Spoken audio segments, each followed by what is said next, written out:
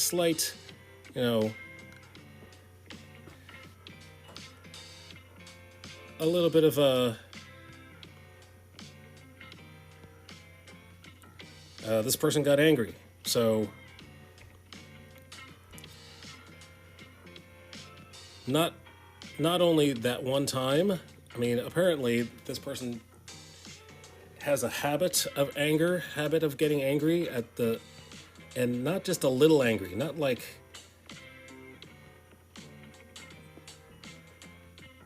Marvin the Martian angry. You really make me angry. Not like Droopy Dog. You know what? That makes me mad.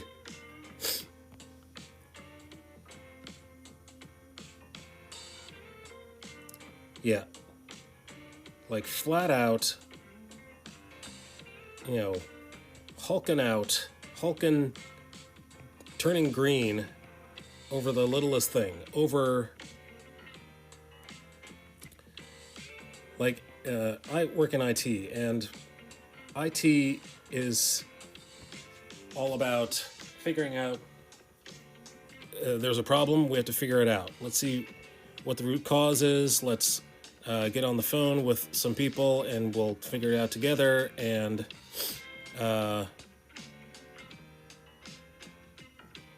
we'll work as a team. We'll put our heads together and we'll come up with a plan. It's kind of hard to come up with a plan when you're storming off away from the table. Maybe the rest of the people who were at the table will come up with a plan, but you will not be a part of it if you are busy ranting and raving.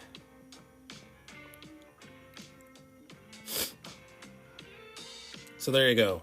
And my previous boss, before that,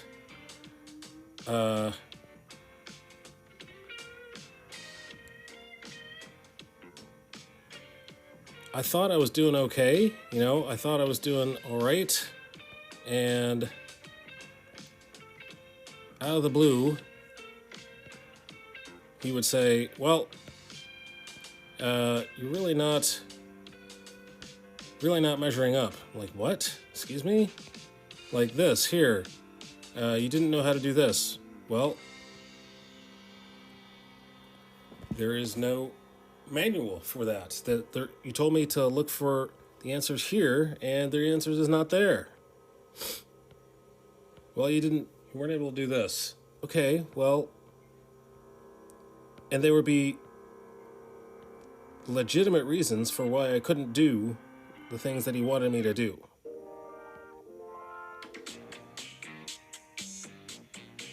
Also, I was the only guy, I was the only person who was supposed to work that shift. I was supposed to have all the answers.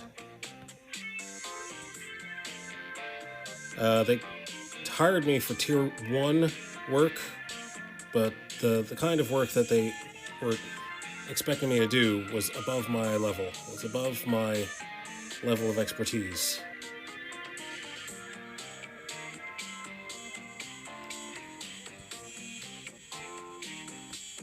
So I thought, okay, well,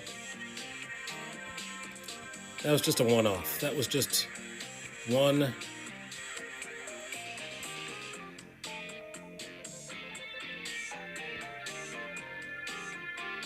place that I didn't fit in. So, and then I had the other place where my boss was a raving lunatic, what do you call, like, anger management classes were very much in need for that job. Anyway, my current boss is neither of those. Always cracking jokes, always. I mean, today we had a lot going on, a lot on his plate, and we're all hands on deck. And even under that kind of pressure, no yelling, no ranting, no raving, no, fits of rage.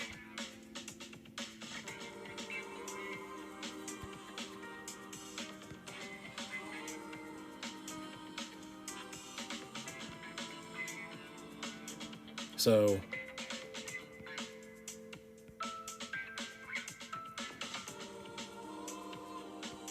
he did say one thing. One thing once. Like, remember? I told you this? I told you to do so-and-so. I was like, oh. That's the maddest I've ever heard him so far.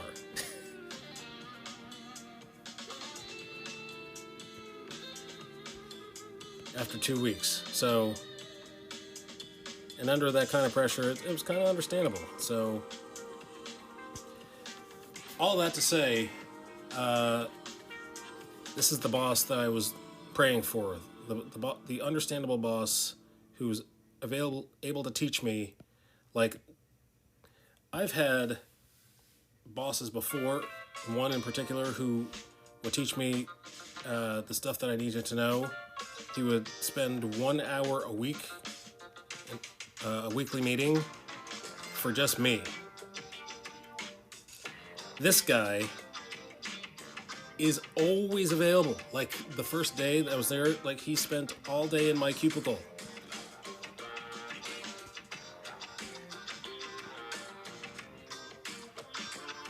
And even after that day, he's, like, always got his hands in what we're doing. And not in a bad way, not in, like, a micromanaging kind of way. Just in the way that, like, he wants to be involved in what we do.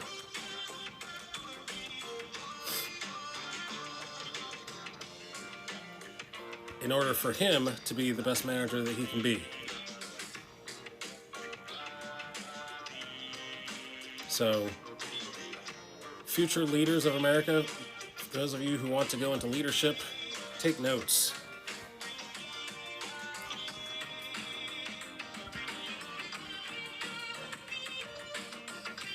He's not just in his office with the door closed, in meetings with the higher-ups. We talked about Kirk. We talked about Captain Kirk. It was either in, I think it was Star Trek 3 or Star Trek 4, but Captain Kirk was made into an admiral, and that meant that he was always behind a desk, and he hated it because he just wanted to be in a starship. That's all he wanted to be, is the captain, calling the shots, doing the dangerous stuff. I got a schmutz on my glass, and now I have to wipe it off with my thumb. And now the whole world is shaking. It's like an earthquake. Ah, earthquake!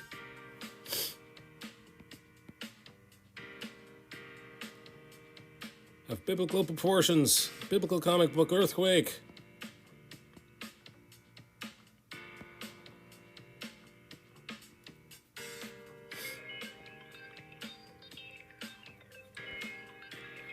All right, so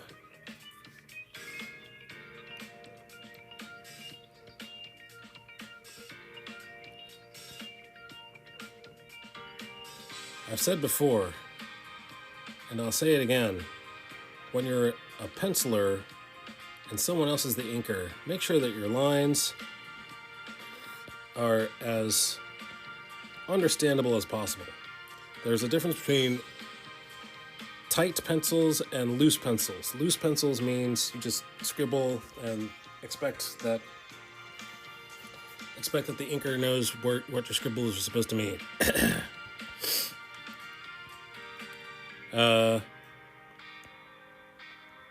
That's an extreme example, right? Hopefully nobody expects their inker to be a mind reader. But the looser that you draw, the harder it is. Or, I mean, there are some inkers that you would expect them to be an, collaborative part of the drawing process, to do a lot of the drawing for you instead of just tracing your lines.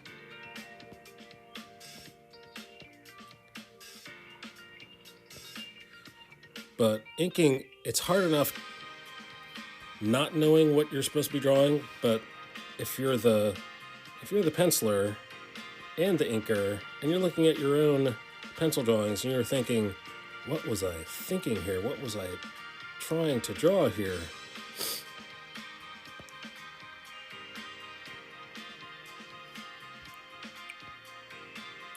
Imagine how difficult it would be if the penciler and the inker were two different people, not sharing a brain.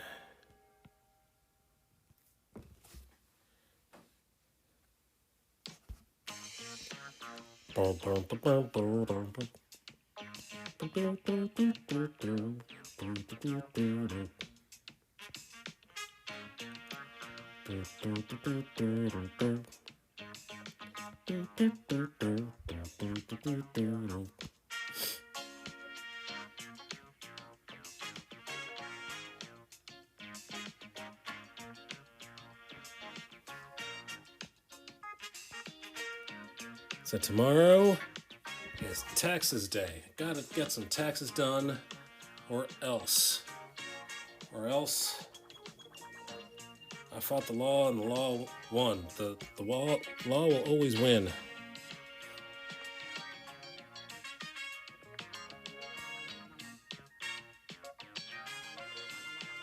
You know why? Because I can't afford a lawyer.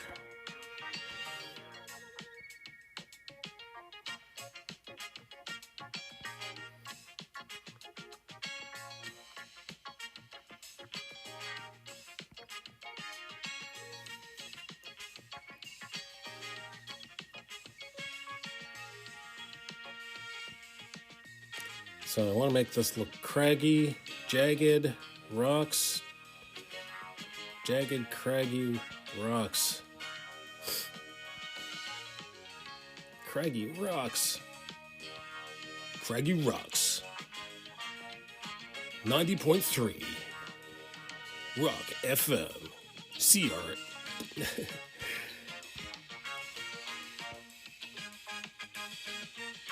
WCRAG, The Crag.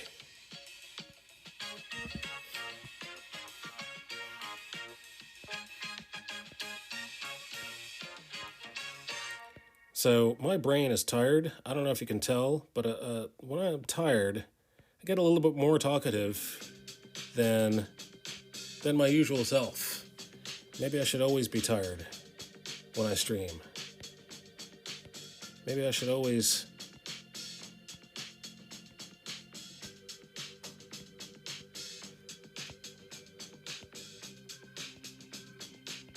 This will make for an excellent stream. Sleepless. Is that why they do these 24-hour streams? 24-hour stream subathon? There comes a time, there's that middle ground where you're like, oh, wow, I'm a little bit sleepy. I'm so much more talkative. And then, whoa, I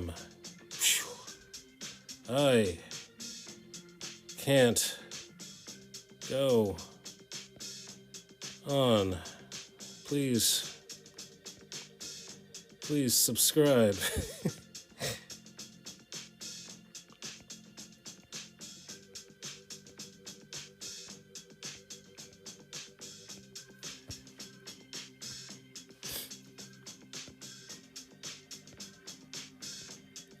Streamer, that's a good.